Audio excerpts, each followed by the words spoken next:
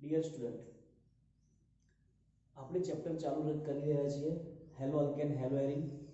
એની અંદર almost 4 video આપણે મૂકી દીધેલા છે. આગળનો વિડીયો જોઈએ આપણે એ પહેલાં ગયા લેક્ચરની અંદર આપણે શું જોયું હતું એક વખત સમજાવી દઉં કે ગયા લેક્ચરની અંદર આપણે કેન્દ્ર અનુરાગી પ્રક્રિયકો તેમજ ઇલેક્ટ્રોન અનુરાગી પ્રક્રિયકો વિશે માહિતી મેળવી હતી. એ ખૂબ જ અગત્યના છે અને એનો જ ઉપયોગ આજે આપણે કરવાનો છે. તો આજે આપણે જે જોઈશું એ ખૂબ જ અગત્યની પ્રક્રિયાઓ છે. આપણું જે ચેપ્ટરનું ટાઇટલ છે હેલો અલ્કેન અને હેલો એરિન, હેલો અલ્કેન અને હેલો એરિન. તો આપણે આજે હેલો અલ્કેન અને હેલો એરિનની બનાવટ વિશે માહિતી મેળવીશું.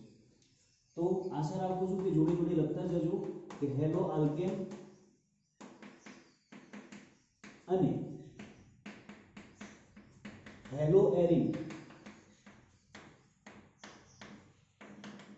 સંયોજનોની બનાવટ.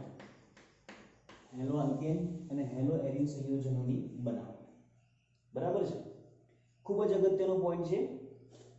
દર વખતે ગુજકેટ, નીટ, જેડબલઈ આની અંદર પણ આના ક્વેશ્ચન પૂછાતા હોય છે અને ઓર્ગેનિક છે તો બધું કમ્બાઈનમાં જ પૂછી નાખે છે.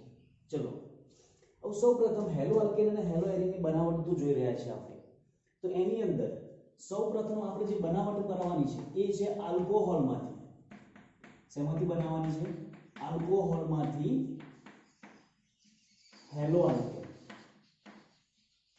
આલ્કોહોલમાંથી હેલો અલ્કેન. ચલો સમજો. હવે આપણને ખ્યાલ છે કે આલ્કોહોલ એટલે કે ROH અને એમાંથી બનાવવાનું શું છે? આપણે hello alkane that means RH બનાવવાનું છે. તો આપણને ખ્યાલ હશે કે OH બંનેની અંદર તમે જોશો તો ROH RH. તો આની અંદર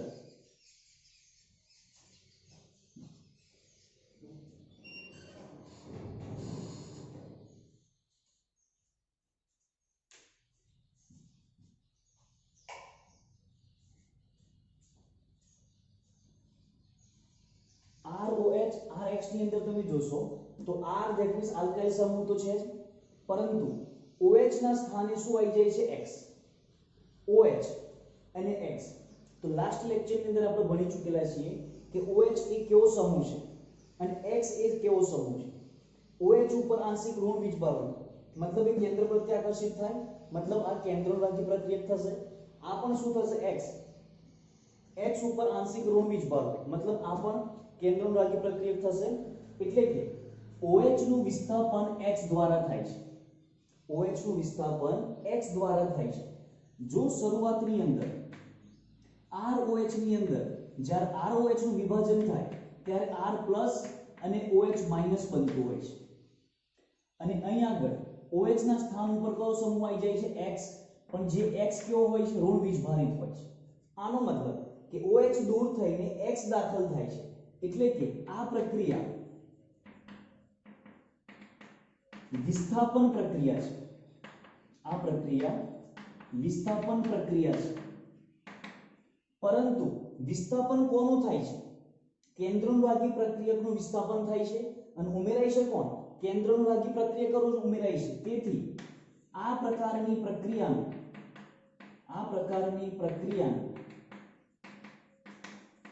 કેન્દ્ર અનુરાગી વિસ્થાપન પ્રક્રિયા કહે છે. ક્લિયર? તો ધ્યાન રાખજો, આલ્કોહોલમાંથી હેલો અલ્કેન બનાવવાની પ્રક્રિયા એ કેન્દ્ર અનુરાગી વિસ્થાપન પ્રક્રિયા છે. ચલો હવે જ્યારે થશે શું, કઈ રીતે? તો ધ્યાન રાખજો.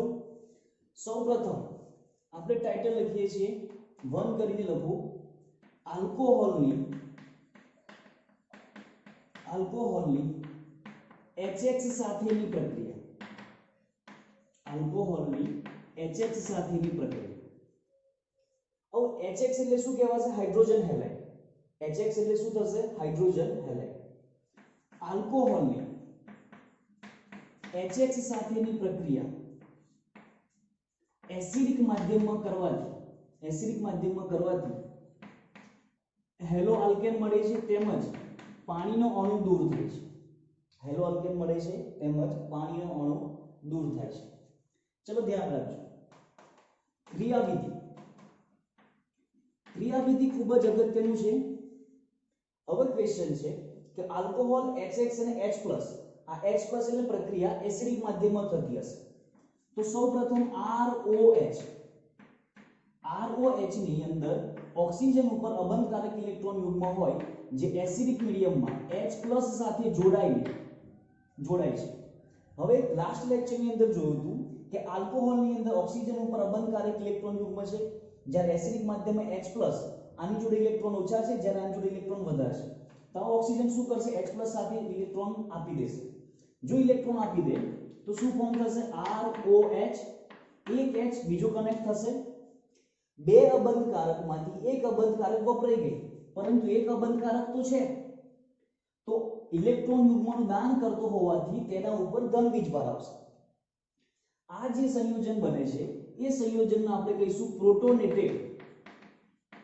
પ્રોટોનેટેડ આલ્કોહોલ શું કહીએ છીએ આને પ્રોટોનેટેડ આલ્કોહોલ બરાબર છે હવે બીજા તબક્કાની અંદર શું થશે બીજા તબક્કાની અંદર આ પ્રોટોનેટેડ આલ્કોહોલ પ્રક્રિયા કરશે બીજા તબક્કાની અંદર પ્રોટોનેટેડ આલ્કોહોલ પ્રક્રિયા કરશે કઈ રીતે પ્રક્રિયા કરશે ધ્યાન રાખજો ઓક્સિજન ઉપર કયો વીજભાર છે ધન વીજભારનો મતલબ શું થશે તો કે ઓક્સિજન જોડે ઇલેક્ટ્રોનની ઘનતા કેવી છે ઓછી હવે ઓછી છે તો સ્થાયી થવા માટે શું કરશે ઓછી છે તો સ્થાયી થવા માટે બાજુમાં કયો સમૂહ હશે આલ્કાઇલ સમૂહ હશે આલ્કાઇલ સમૂહ ગઈકાલે વાત કરી હતી આપણે લાસ્ટ લેક્ચરની અંદર કહ્યું છે કે આલ્કાઇલ સમૂહ ઇલેક્ટ્રોન દાતા છે ઇલેક્ટ્રોનનું દાન કરી દેશે તો અહીંયાથી R અને O વચ્ચેનો બંધ તૂટીને શું બની જશે H2O બનશે ઓક્સિજનને ઇલેક્ટ્રોન જોઈતા તો મળી ગયા તો ન્યુટ્રલ અને R ઉપર કયો વીજભાર આવે કે પ્લસ વીજભાર R ઉપર પ્લસ મતલબ કાર્બ કેટાયન ફોર્મ થશે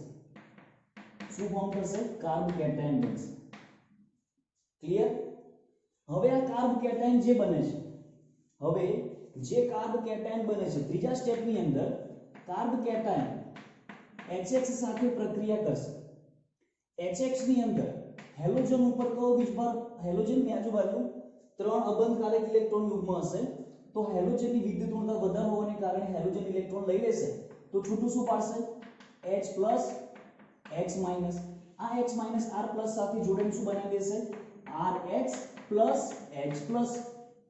આ H+ એસિડિક માધ્યમમાં આપણે જે શરૂઆતમાં લીધો તો એ જ H+ આપણને છૂટો પડી ગયો એનો મતલબ આ પ્રક્રિયામાં ભાગ લેતો નથી પરંતુ પ્રક્રિયાને વધુ આગળ વધારવા માટે H+ ની જરૂર પડશે ક્લિયર તો આપણને શું જોઈતું હતું હેલો આલ્કેન જે આપણને બની ગયું તો નોંધ કરીને લખજો આલ્કોહોલમાંથી એસિડ ઉદ્દીપકની હાજરીમાં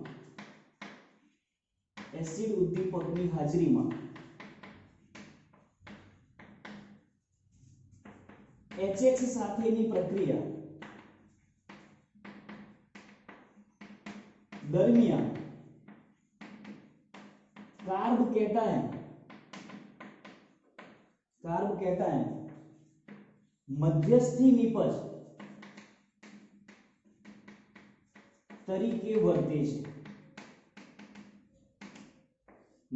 નિપજ તરીકે વર્તે છે ક્લિયર આ ખાસ ધ્યાન રાખજો કે આલ્કોહોલમાંથી જ્યારે HX સાથેની પ્રક્રિયા કરવામાં આવે છે ત્યારે મધ્યસ્થી નિપજ તરીકે કાર્બ કેટાયન બને છે ચલો હવે જ્યારે કાર્બ કેટાયન બની ગયો છે તો કાર્બ કેટાયન વિશે થોડીક માહિતી લઈ લઈએ તો કાર્બ કેટાયન શું છે ધ્યાન રાખજો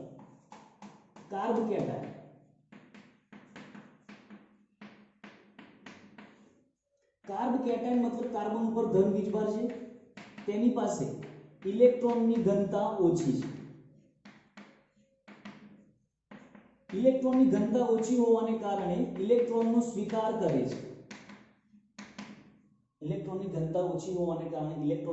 કરે છે એટલે કે કાર્બ કેટાયન અસ્થાયી છે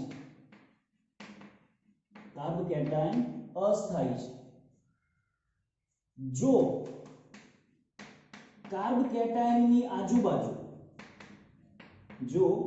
કાર્બ કેટાયનની આજુબાજુ ઇલેક્ટ્રોન દાતા સમૂહ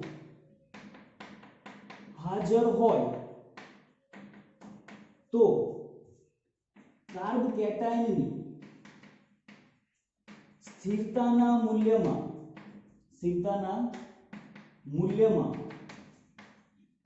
વધારો થાય છે. કાર્બ કેટાયનની સ્થિરતાના મૂલ્યમાં વધારો થાય છે. ક્લિયર?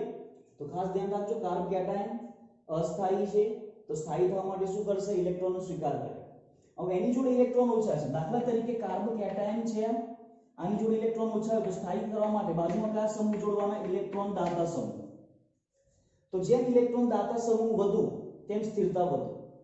હવે આ આપણે 11મા ધોરણની અંદર ભણી ચૂકેલા છીએ, અને જો સપોઝ એ છતાંય કોઈને ખ્યાલ ના હોય તો મારી YouTube ચેનલ ઉપર જ 1 2 3 4 શરૂઆતના 4 લેક્ચર કાર્બ કેટાયન ઉપર મૂકેલા છે, તો એ ખાસ બધાય જોઈ લેવા. ચલો, હવે આપણા સિલેબસ પ્રમાણે કાર્બ કેટાયનની સ્થિરતા વિશે હું નોંધ લખી દઉં. તો એ YouTube ચેનલ ઉપરથી જોઈ લેજો કાર્બ કેટાયનની સ્થિરતા કઈ રીતે નક્કી થશે. બરાબર છે? તો કાર્બ કેટાયનની સ્થિરતાનો ક્રમ,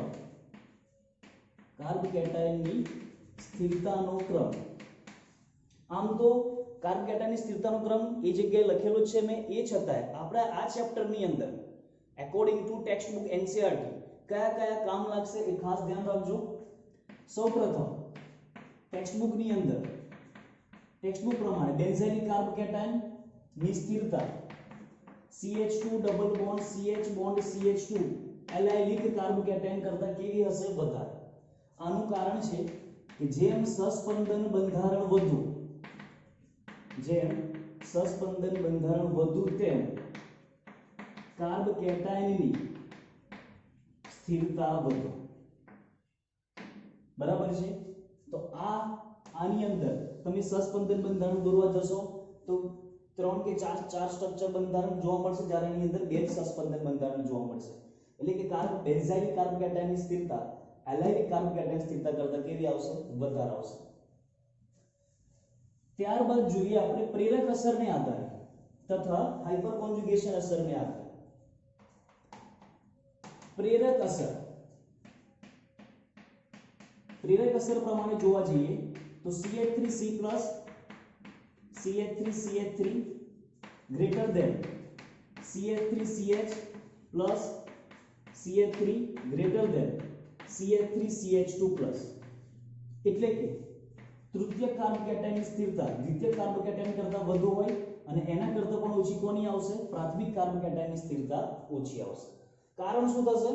કાર્બ કેટાયન ઇલેક્ટ્રોન દાતા સમૂહ કેટલા છે? 3, અહીંયા કેટલા છે? 2 અને અહીંયા કેટલા છે? 1. એનો મતલબ કે જે ઇલેક્ટ્રોન દાતા સમૂહ ની સંખ્યા કાર્બ કેટાયનની આજુબાજુ વધુ તેમ તેની સ્થિરતાના મૂલ્યમાં શું થશે? વધારો જોવા મળે છે. ક્લિયર? ચલો, આ ખાસ લખી રાખજો. હવે આજે આપણે જોઈએ આગળ મેઇન ટોપિક ઉપર આવીએ આપણે કે આલ્કોહોલ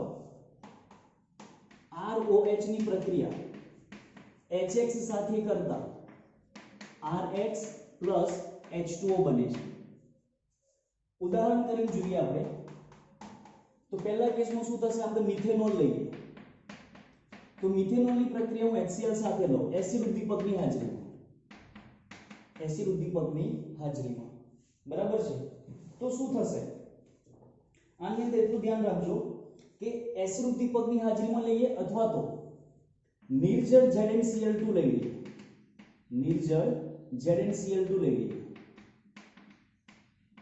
તો શું થશે? તો કે CH3Cl, આન્સર શું થશે? CH3Cl plus H2O. તો આ કેસની અંદર નિર્જળ ZnCl2 શેનું કામ કરશે? ઉદ્દીપકનું કાર્ય કરે છે. નિર્જળ ZnCl2 કોનું કાર્ય કરશે? ઉદ્દીપકનું કાર્ય કરશે. હવે આપણને ક્વેશ્ચન થાય કે કઈ રીતે CH3OH જ્યારે HCl સાથે પ્રક્રિયા કરો તો CH3Cl plus H2O બને છે. કઈ રીતે? ચલો ધ્યાન રાખજો. ક્રિયાવિધિ.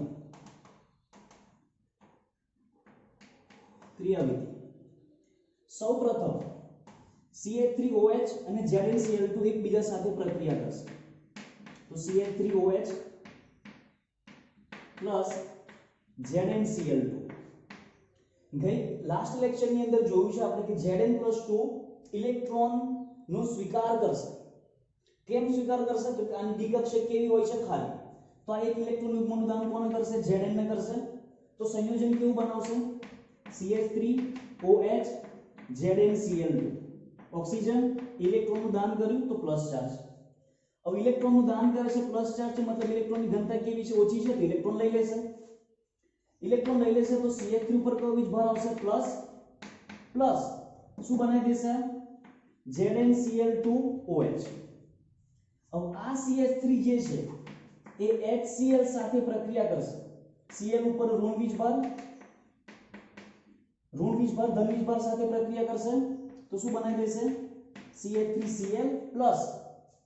આ જે H પ્લસ કરો એ OH સાથે જોડીને શું બનાવી દેશે? H2O. અને ZnCl2 આપણને પાછો મળી જશે. તો ZnCl2 અહીં આગળ કોનું કામ કરે છે? ઉદ્દીપકનું કાર્ય કરશે. ક્લિયર? ઓકે. બીજું એક એક્ઝામ્પલ લઈએ આપણે.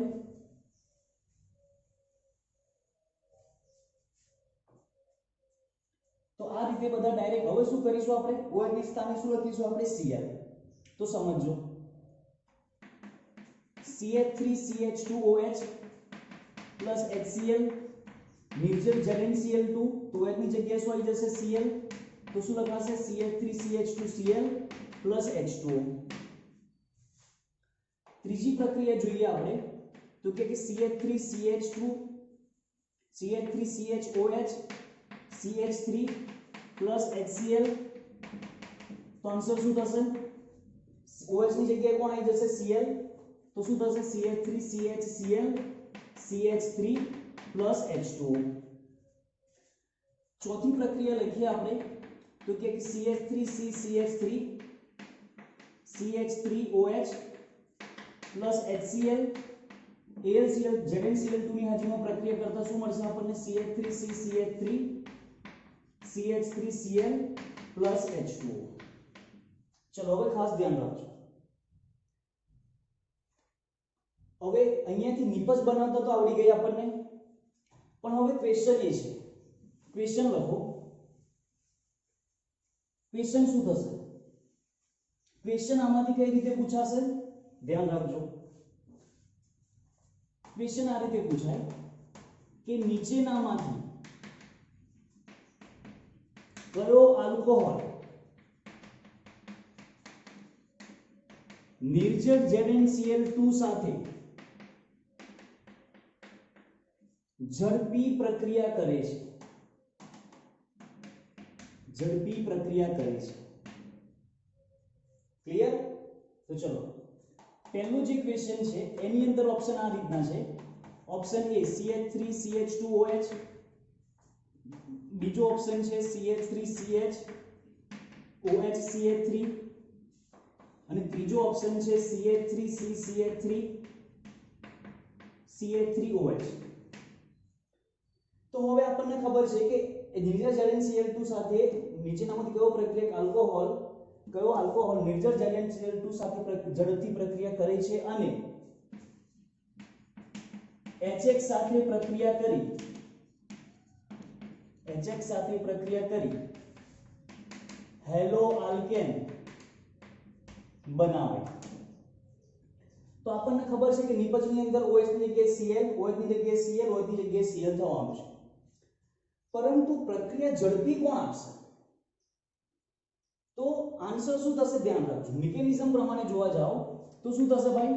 આ OH દૂર થશે, CH3CH2 પ્લસ બનશે.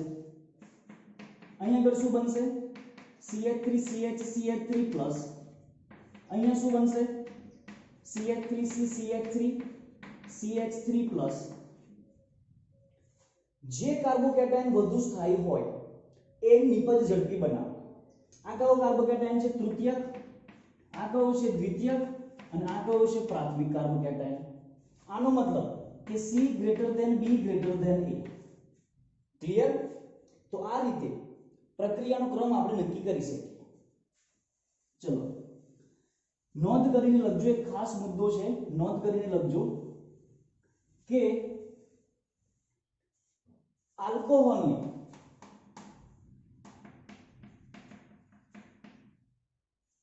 લુકાસ કસોટી, ટાઇટલ લખો લુકાસ કસોટી.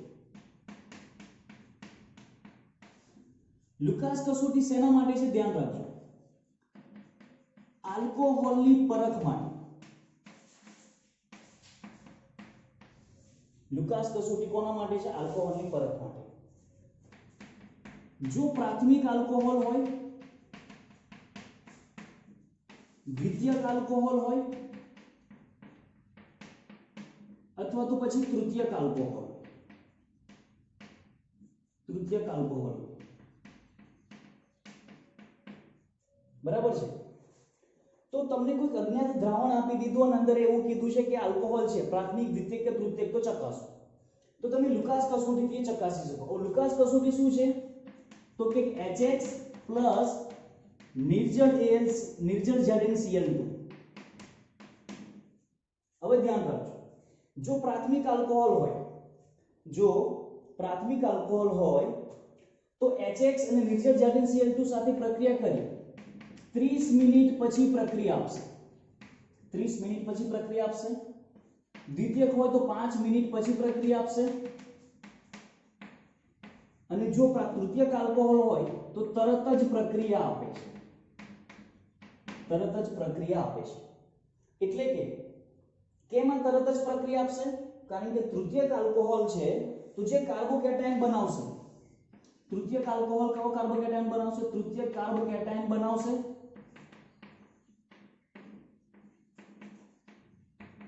જે સ્થાયી છે.